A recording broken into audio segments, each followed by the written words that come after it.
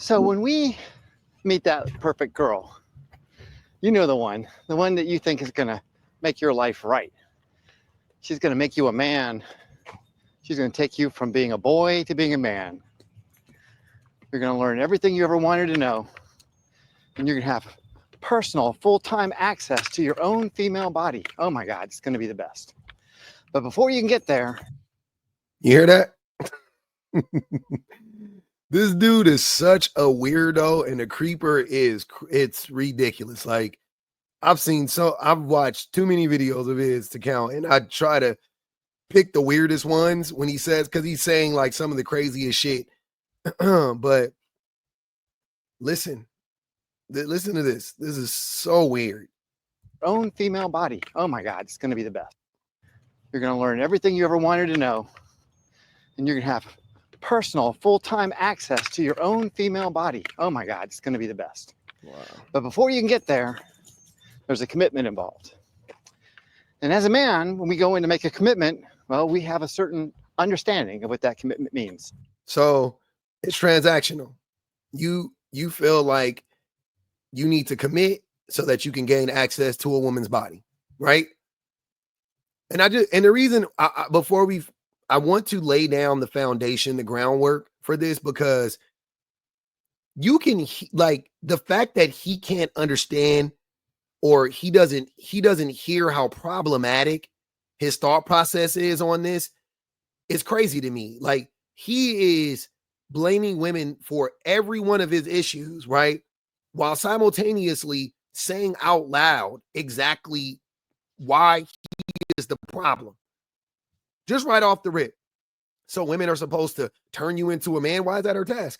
Why is she tasked with that? Why don't you come into the relationship already a fully functioning adult male?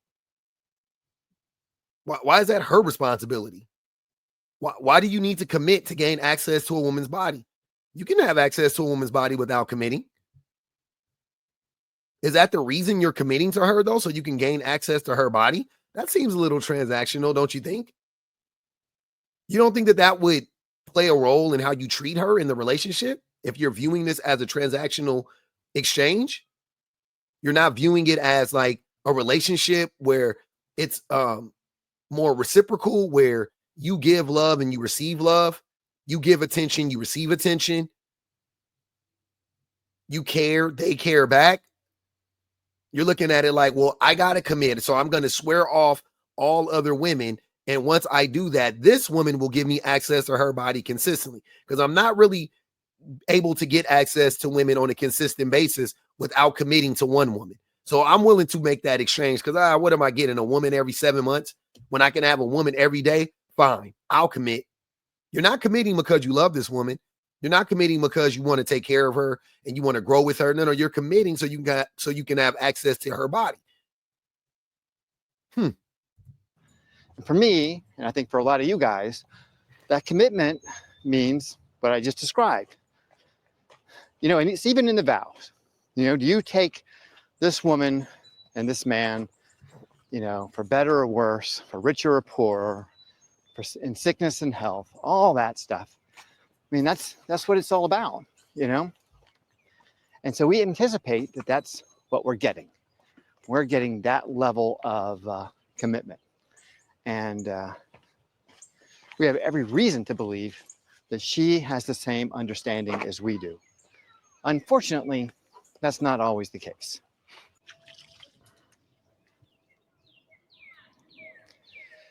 So where men are accustomed to that idea of being loyal and having each other's back, women don't. Based on, like, this is so far away from science and reality. It's mind-blowing. It's deliberate, though. This dude gets online every day and whines and bemoans, the fact that he got divorced or whatever, or his wife left him and left him for a better man than him. And that's he's literally turned his page into that. It's just him projecting. And it's not even that his wife was a bad person, because I haven't really heard him say how she's an actual bad person. from everything that he says, he sounds like he was a monster. But to him, it's, you know, he was blindsided by the divorce, right? Per the usual. But this is crazy. This is such not rooted in anything real. But when men go into that relationship, into that marriage in particular, that vow that is said strikes a chord with us. You know, you're saying it there in front of God and everybody, you know, all your friends, your family, her friends, her family, everyone's there. And when have men become so obsessed with vows?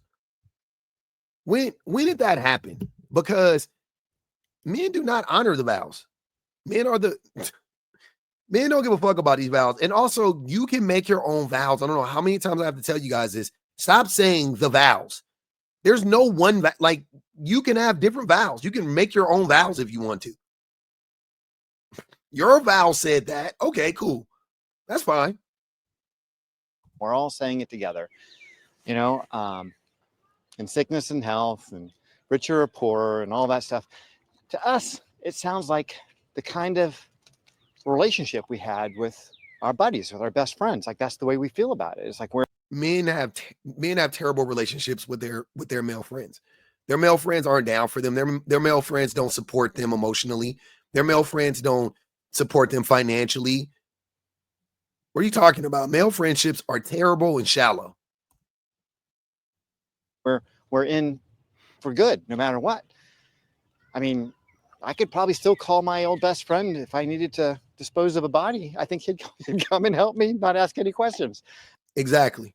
And that's the difference between a male friendship and a relationship with a woman, because he's right. You can call a man to come do something nefarious. You can call up your homie and be like, hey, man, you know what I'm saying? Hey, let me park my car at your house, man, so my baby mama can't see it.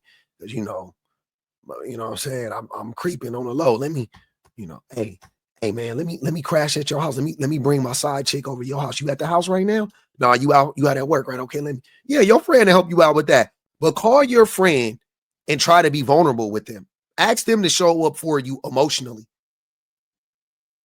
Ask them to listen to you in depth. Ask them to give you decent advice, not this type of advice. Ask them to hold you accountable and to help you grow and be a better human being. Male friends don't do that. But yeah, they'll help you bury a body. They'll help you bury a body, but what is more needed? I don't plan on ever burying a body. I need my friends to show up for me in so many different ways outside of doing nefarious things like burying bodies and helping me cheat on my girl or whatever the case may be. Yeah, men will help you do that. That's easy for men. Men are all down for the bullshit. But when the same thing in a relationship, men will do the big things. Often, men will do the big things, right? We'll drop a bag on a woman. We'll fly a woman here. We'll buy a house for a woman. We'll do the big things, but we won't help her keep that house clean. That woman will ask us to listen to her more. We won't. We'll buy her a car with a surround sound system and put a motherfucking woofer in the back and a bazooka and all of that shit. We'll have all the beat in the world, right? Just so we won't have to listen to her talk while we in the car with her. Turn the music up, babe, so we don't got to talk to her. You know what I'm saying? That's the type of time men be on. And then men be, well, I did everything for this woman. Oh my God. Did you talk to her? Did you listen to her? Like, there are not many people like that. That's what you think you're getting with a wife. Unfortunately, that's not the way they're made. That's what I got with my wife. Now, I'm being general here, and I'm sure there could be some women out there that might meet that criteria. Most women meet that criteria. Women who perhaps have had a lot of male companionship, like good father, good brothers, that kind of stuff growing up. Here they go with the dual parent household, or women need to be around men and know men and all of that shit. They always have the same jargon. You just have to listen to it closely. Would be potential opportunists for having that same kind of belief about marriage. But in general, the vast majority of women are not in it for that. Women connect with you because they believe it's in their own best interest to do so. Lies. Women connect with men in spite of the fact that odds are they're going to be harmed. odds are you're going to be harmed if you connect with a man. Multiple men for sure. But a man, yeah, odds are really high. He's going to harm you at some point in time. And I mean bad. Bad. I ain't talking about just physical, but yeah, he's gonna harm you at some point in time. Yes, absolutely. This the complete opposite of what this dude is saying. That is their nature. Going back to the beginning of time, women had to care for babies. They had to know that they were going to be protected. They had to Women can protect themselves. they had to look for the best opportunity. And congratulations, when you met her and she decided that you were a good guy, you were that best opportunity. However, that vow is only half right. So richer, they're there. Poorer, not so sure. Health, absolutely. They're with you when you're healthy. Sick, maybe not so reliable.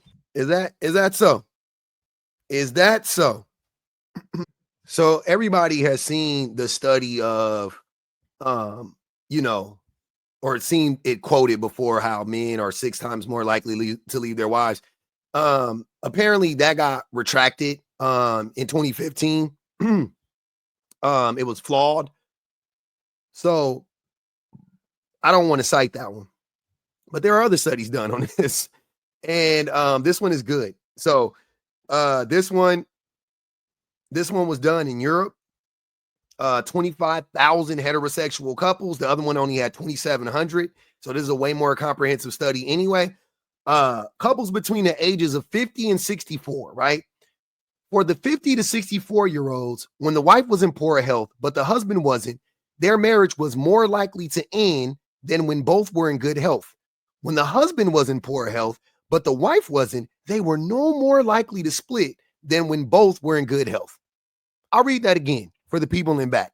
For this type of, this guy who keeps saying this stupid shit.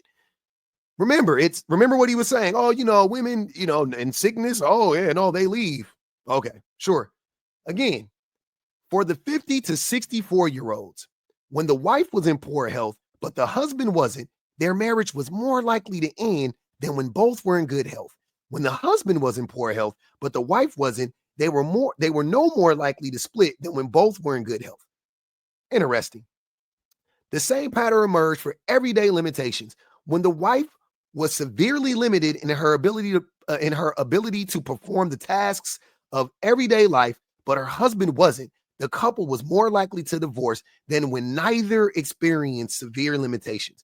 Again, if the situation reversed and it was the husband who had severe limitations, the marriage was no more likely to end than if neither partner had severe limitations. So, if a woman has like rheumatoid arthritis and it's hard for her to get around and she's immobilized, right, in some way, shape, or form, but she's not sick, you know what I'm saying? Like, she's not sick. She has rheumatoid arthritis is an illness, but you know what I mean? Not like she has some terminal disease or something like that. It is more likely that it increases the chances of the husband divorcing the wife. But when the tables are turned, the chances that the wife leaves doesn't go up at all. Women don't care. They don't care. They literally believe in sickness and in health. It doesn't matter. Oh, you're sick. That's all good. I'm down for you. I love you. I'm going to take care of you. When a wife was depressed, but her husband wasn't, the marriage was more likely to end than if neither partner was depressed. But a marriage was at least as likely to end when the husband was depressed and the wife wasn't. Jesus Christ. I don't want to hear any fucking lies anymore about how women just be leaving their men for money and sickness, and it's just not true. And I'm going to go a step further. I'm not going to even go to the money part. I want you to clock this. If a woman isn't leaving a man when he's sick, she's not leaving a man when he's broke. I just want to put that out there. Because I can tell you, if you're sick, you're probably also broke. In America, if you get sick, you're probably also broke the majority of the time. So you can just add that to it. This proves women are not leaving men when they're sick or when they're broke. So can we stop with the lies? Good times, bad times. Good times. Yeah, you get them for good times. But if things go really bad, you get really sick or you get really poor, don't be shocked if they bail on you. Just don't. I want you guys to also know that the rate of divorce goes up when a woman makes more money than a man. Not only do men leave, listen to how volatile men are. Listen to how weak-minded men are and how little we actually do value and respect our vows, as this dude is trying to lie about it, the opposite of what this guy is saying, right? When the women make more money than their man, the likelihood increases that he divorces her, right? And why is that? Why do you think that is? Think about that. The main reason why that is, I don't care however it shakes out and whatever it looks like. The reason why that is because in almost every single instance, the man is now expected to do more labor around the home, and he has less power or perceived power than he did prior to making that money, and he feels emasculated. The woman doesn't emasculate him, by the way. He feels emasculated. He feels emasculated, right? Which in turn makes him become abusive, start to become abusive. He becomes more neglectful, more distant, he draws away, he pulls away more from the woman because he has tied up his whole entire identity to how much money he makes and him having that power and control in a relationship. And as soon as he doesn't have that power and control, guess what? The relationship falters. So men will leave women if they are sickly and can't do the things that they need to do for that man, have sex with that man, cook for that man, clean for that man, do all the labor for that man like she's been doing. And he'll leave when she makes more money than him because he doesn't have as much power, he doesn't have much perceived power as he had prior to her making more money than him in a relationship. And this was the misconception that I had in my own marriage. I believed that I had a new best friend. I thought, okay, she's my new pal. I mean, and she's got all kinds of good equipment that my old pals didn't have. So there's gonna be a lot of fun things that we can do together that I couldn't do with my old pal Mike. So I was all in to this marriage thing. It seemed like this was the best of both worlds. I get a best friend and I get access to all the equipment in a girl. Gross. Just listen to how gross he describes this relationship. So yeah, it's like I could have sex anytime I wanted. At least that's what I thought. And I had a pal that I knew had my back no matter what. No, that's not what I got.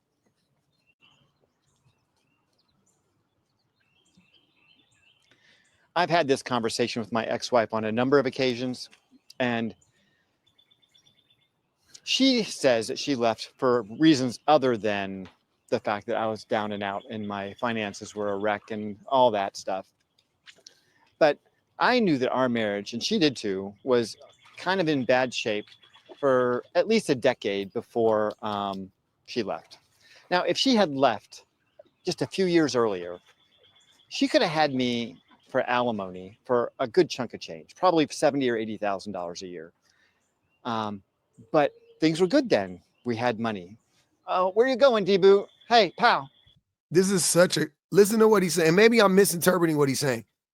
So he's saying that they were, whatever he's saying, it doesn't make sense. The way he's trying to frame this, for this woman, the way he's trying to frame this woman, right? Because he's saying that in one breath, she didn't leave him when he was up.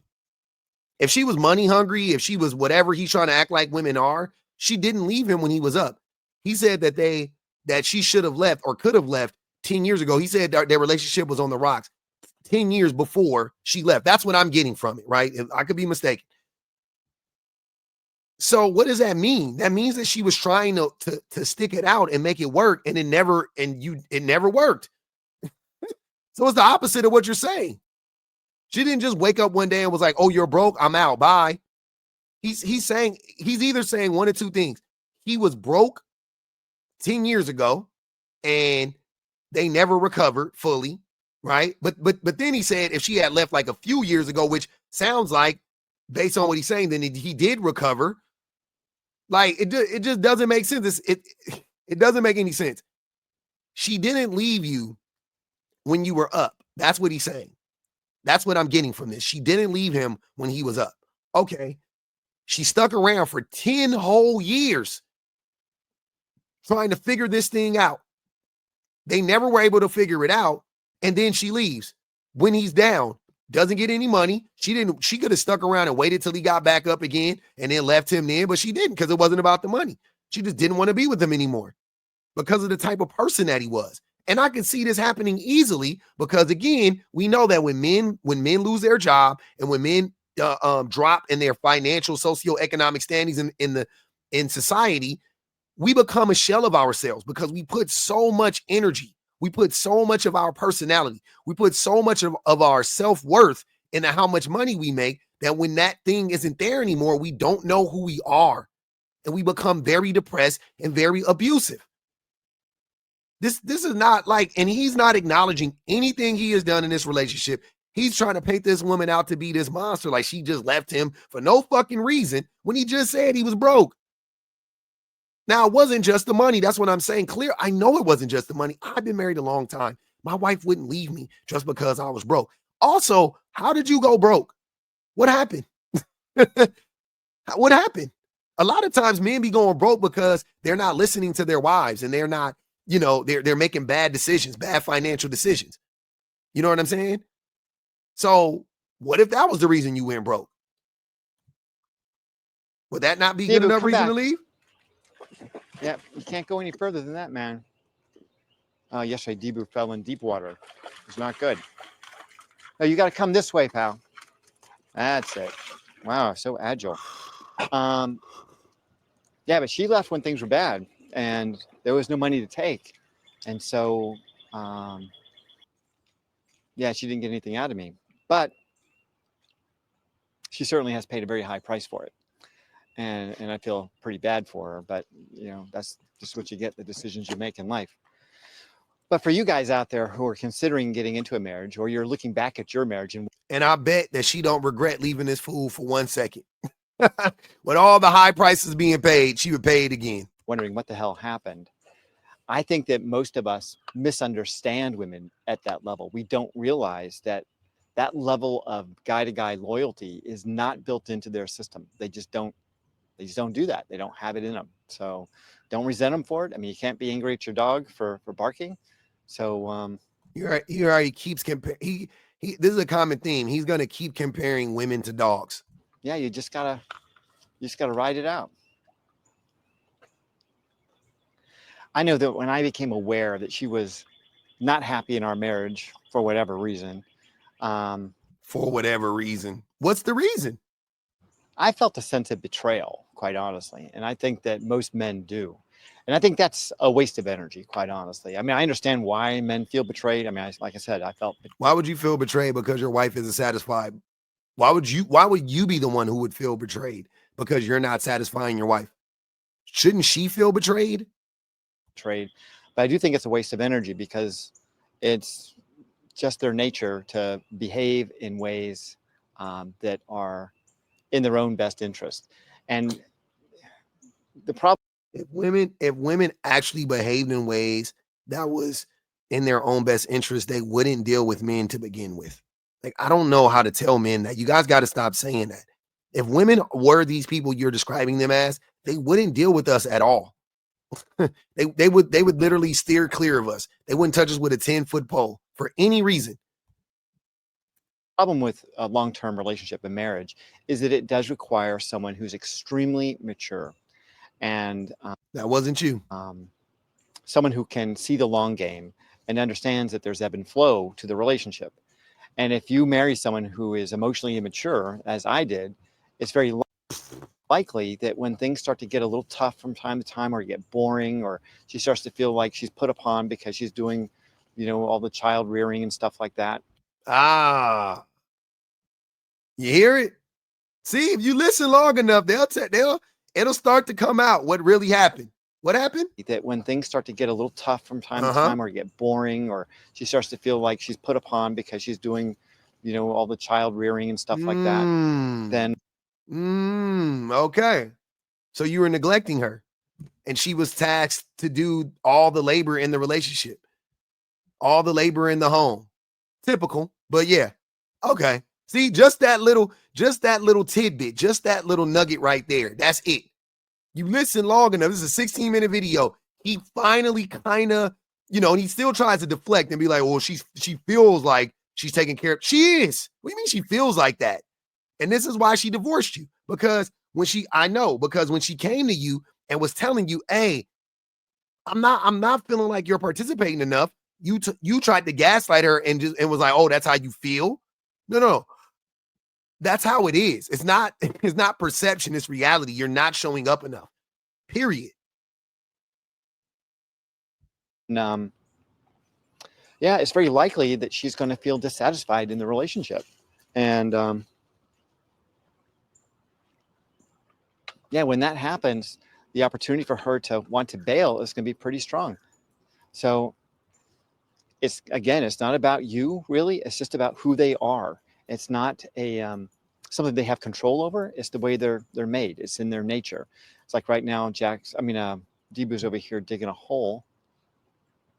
It's just in his nature to dig holes, and God knows what he's finding in there. But comparing women to dogs again, it's the second time. I'm sure it's not good. Women just dig holes like dogs, and they're just trying to find shit to get into. But and he sure is not good. But there's no point in getting upset with him because it's just. Because he's a dog. Why get upset? He's a dog. A dog's a dog, right? Like women. Like women are like dogs, right? Mm-hmm. Who he is as a dog. Yep.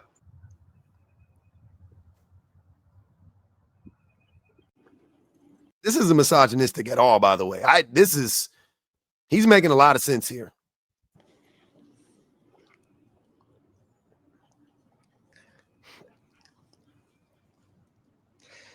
I think as men, marriage is such a rite of passage for us, and it's such a transition from being boy to being man and taking on responsibility and joining society, that we put all this energy into it. It's something that we believe has an enormous amount of meaning, and we give it a lot of meaning.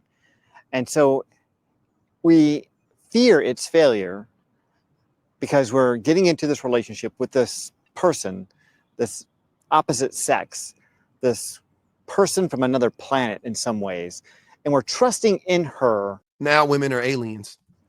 All of our persona, our ego, our identity, and we need it to work.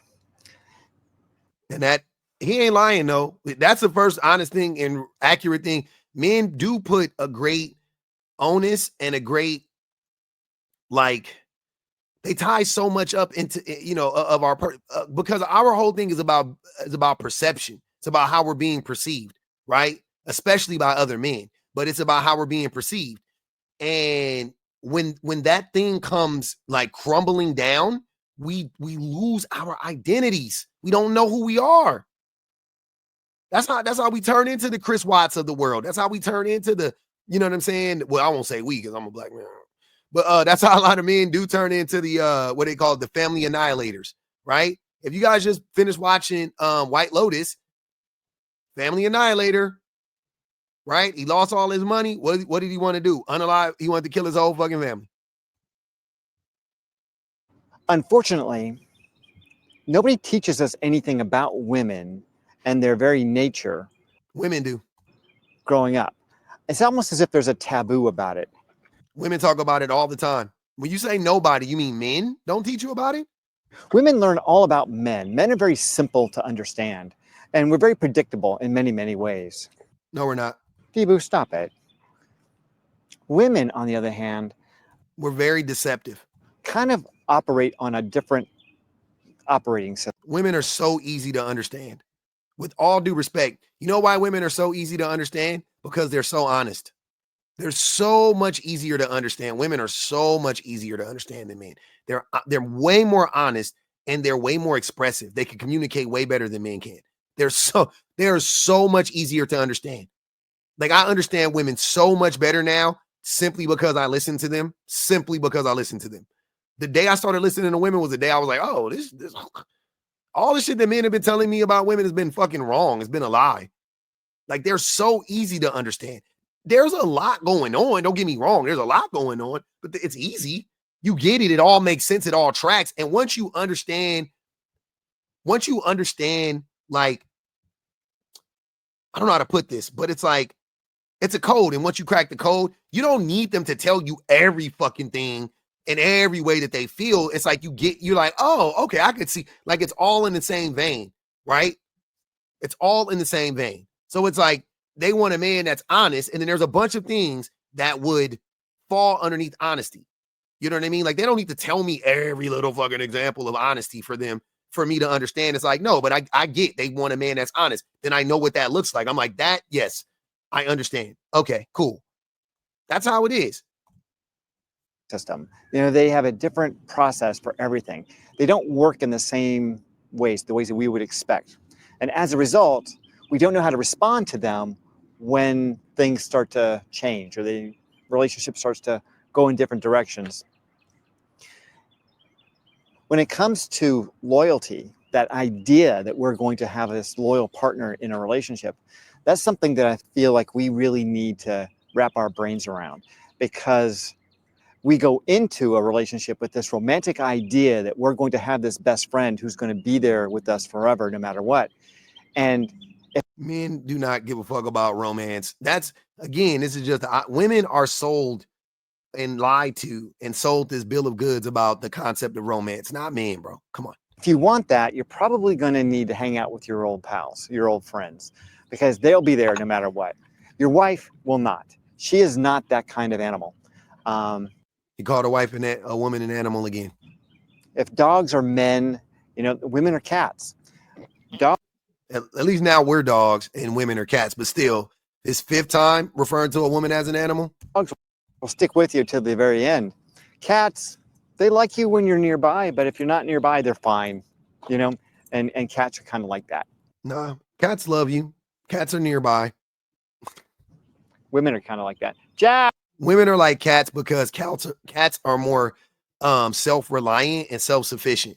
That's how women are more like cats. Dogs are very much way more dependent than cats are, generally speaking. Yeah, that's the difference. But yeah, man, this dude is nuts and he needs therapy. And online, he's using YouTube as his therapy session, and men are fucking falling right into this trap.